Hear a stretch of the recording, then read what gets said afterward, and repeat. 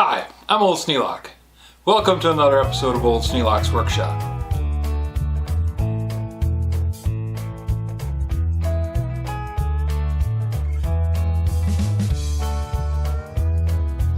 We're still on the restore, but I broke it up into what I got in different days.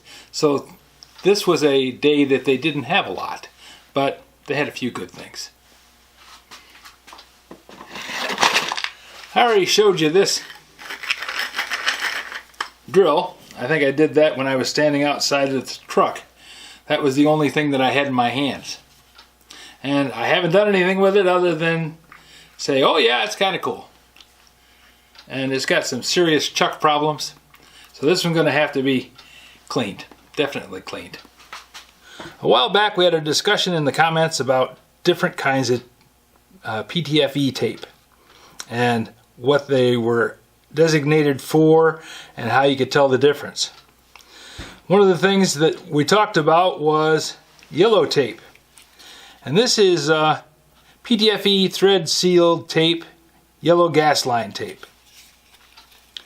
And it says for use on threaded joints of metal pipe not exceeding 1.5 inches pipe size in assembling, handling gasoline, petroleum, oils, propane, butane, naphtha, benzene, kerosene, natural gas, pressure not over 100 psi, and a minimum of 2 full spiral wound wraps is required.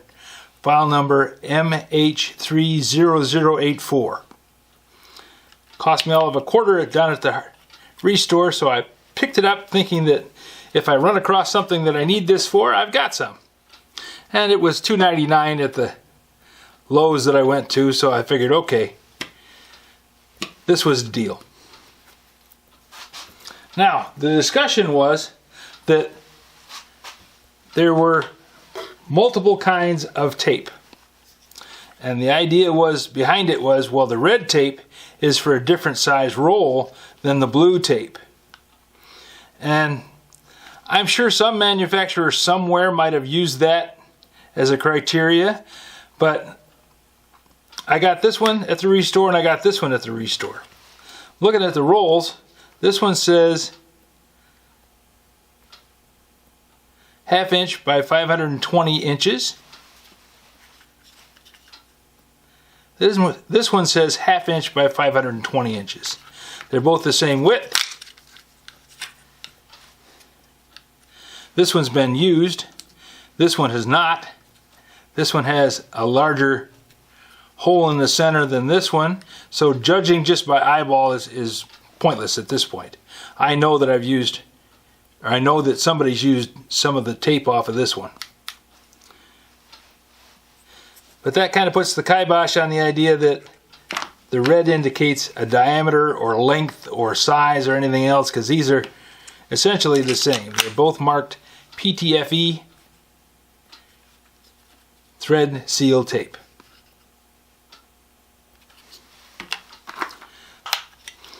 To continue on with that discussion, these are two that I got out of my tape bin.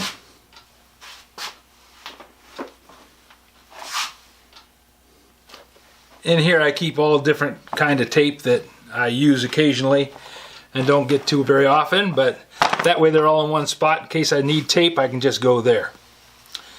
This roll and this roll are, this one is blue and it says PTFE thread seal tape. No marking on it other than that. Nothing on the outside, nothing on the inside, nothing on the firing line. This tape has not been used. I don't know where it came from. I don't know how I got it. I don't remember it all. But I do know that it is blue. This one is on a white reel. This was PTFE tape. This is an old roll. I've had this one a long time. DuPont trademark Teflon. 1/2 inch by 520 inches. Remember, this one said 1/2 inch by 520 inches. And this one said 1/2 inch by 520 inches. This one says 1/2 inch by 280 inches. But it also says it's yellow gas line. So the yellow outside would possibly indicate gas line, But the white and blue, or the red and white, or the blue and white, or the blue and white, I can't see any difference between these because they all claim to have started out with the same amount of tape on them. And they just got different color reels. Maybe it's a manufacturer. Or maybe they had red plastic in the machine that day and they just ran them out. Who knows? But anyways, that's the tail of the tape. If I need it, I've got some gas line tape. If I don't, I still got some gas line tape. And this stuff, the Tecton thread sealing tape, looks like something Michigan Industrial Tools made. Tecton thread sealing tape, and contents 2 rolls 1/2 inch by 25 inch. This is red rolls. I don't know that it makes a difference. Michigan Industrial Tools, Roger B. Chaffee Drive, Grand Rapids, Michigan.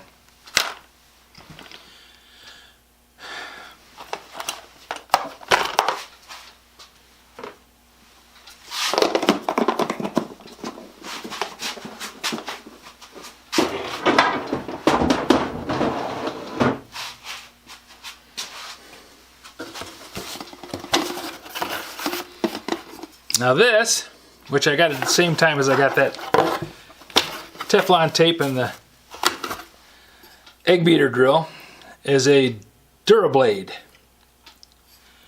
Now at one time it was a $19 item and I got it for $1. Now what is it? Well, it's a piece of tool steel, spring steel for that matter. Probably was for a floor scraper, just from the size of it.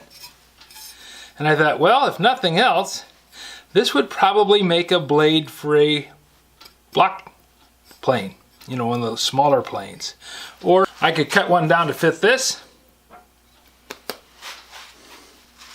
or any number of uses, but I got me a piece of raw stock.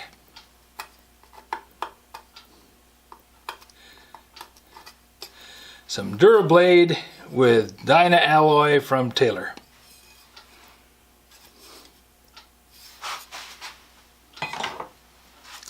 And then the last thing that day that I got was this wonderful little box of Doodads and doohickeys. I like these. I like them because they got stuff in them. I also like them because they got stuff that I can put in them. Now some of this stuff is probably going to go in the scrap pile because it really has little or no purpose. Some of it, like this picture hanger, this is for hanging something very heavy on the wall. So those are kind of nice to have around, especially when you have a designer in the family. Because there's always something that needs to be hung somewhere, and various sizes and shapes of hangers are always welcome.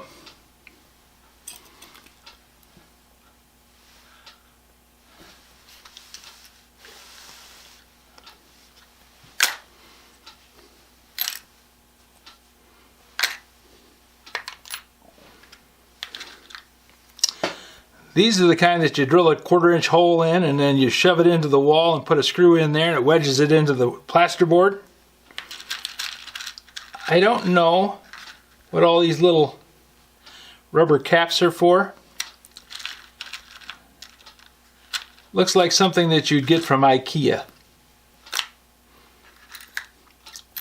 Curtain rod hangers. You don't know how many times I've looked for curtain rod hangers.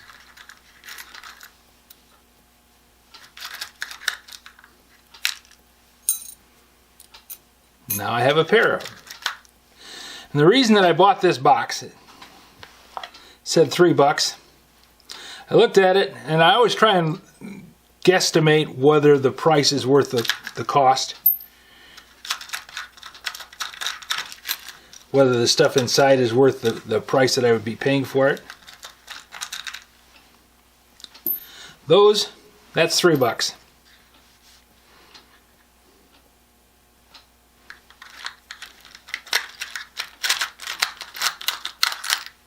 And you put that little countersink in there, and that's $3 all by itself.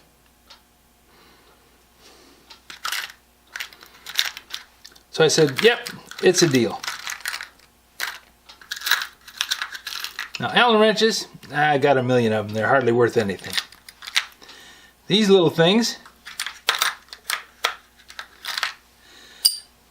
that's for hanging something on a wall using a French cleat system. I have a shelf that I ended up making 2 of these for. This, that's something to tie off curtain, those drapery poles. You can spin them up like you do a line on a sailboat into a cleat. There's some more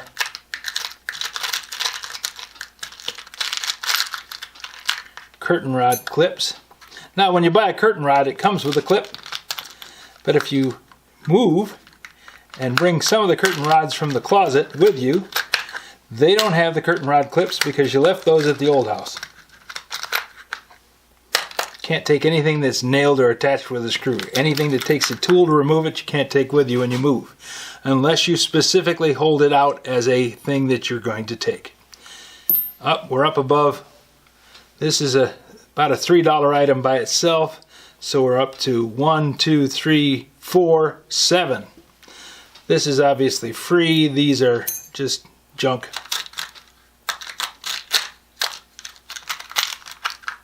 We'll throw that in for $0.25. I have no idea what these are. There's a bunch of them in there. Probably went with whatever these little plastic caps went with.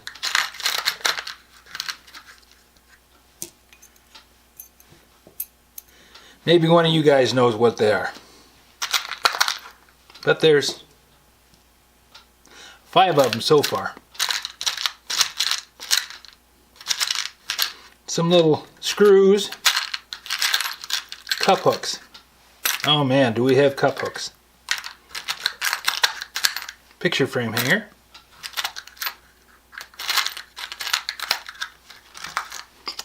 This is a little thing that'll stab you in the finger every time. So that's going to go someplace else. Oh, these little expansion bolts. I have a love-hate relationship with these. If you're trying to anchor something into a concrete wall, a concrete block wall especially, they work, but you have to knock a hole big as your fist through the wall to get that thing to go inside. Then when you get it inside, it expands, and then you can tighten up the screw and it'll latch securely. But when you go to take it off, the only way to get it off is to do that. And then this thing falls down inside the cement block wall and you end up with a really long screw. And you go try and find another one of these the same size.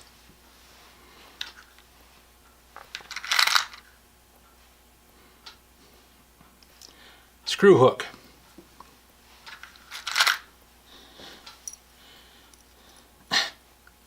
And a bit of wire. Always a bit of wire somewhere. Oh, another one of those little things that sticks your finger. And a raft of these tiny little wire nuts for tiny little wires. Not a big fan of wire nuts in those kind of situations. I rather use a crimp on myself. Oh, look at this. A little Torx driver. We're just making out like a bandit on this job.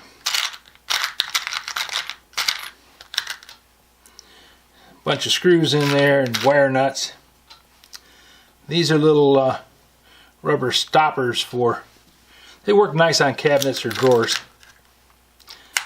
I don't know what these are for, they're just nylon washers.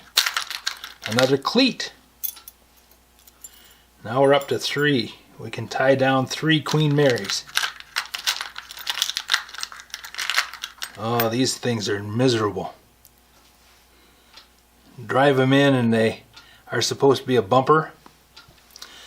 Those are going to go in the trash because all they do is stick your finger. Another screw eye.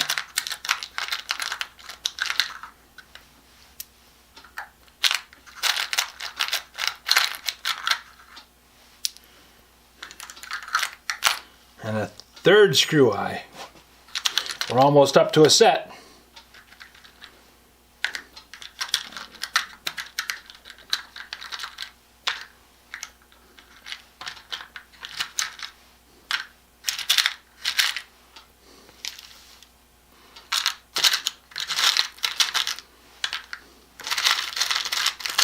Batch of wire nuts, another washer,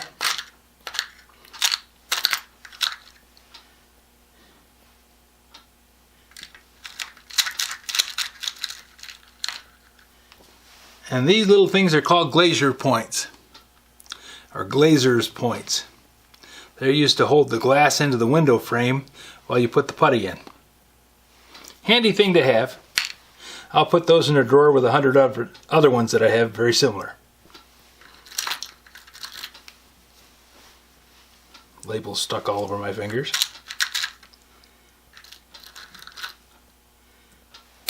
Picture frame hanger. Another picture frame hanger.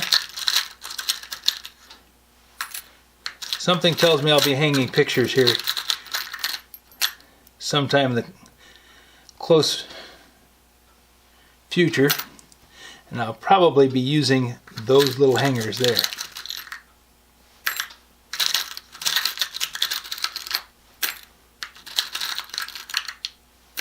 Okay, there's a full set. Now we have a full set of screw eyes, screw hooks.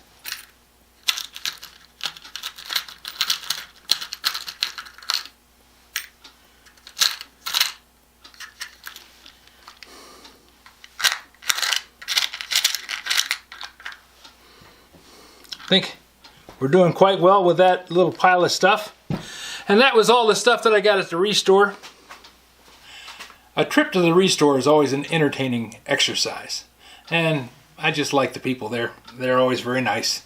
And I can usually find something interesting. Even the days that I don't find anything interesting that I want to bring home, I quite often see something that I haven't seen before. And it's always interesting. If you have any suggestions for a new video, questions about today's video, or any of the other videos on the channel, just drop a note in the comments. You know I read them all. Thanks for watching.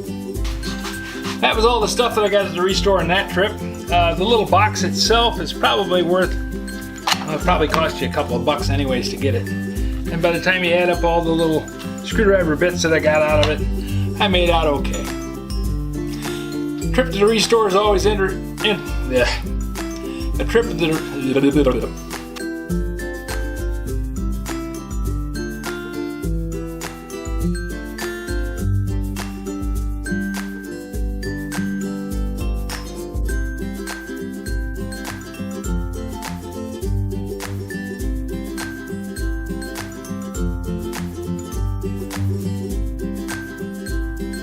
This video is not to be viewed by anyone under the age of 13 in the US or 16 in the European Union, without the express written permission of the parents or legal guardians of the underage person.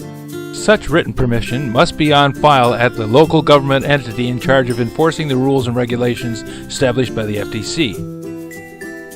Anyone violating these terms is admitting by default that they hold harmless the owners and operators of this channel. Any and all questions should be addressed to your local branch of the FTC.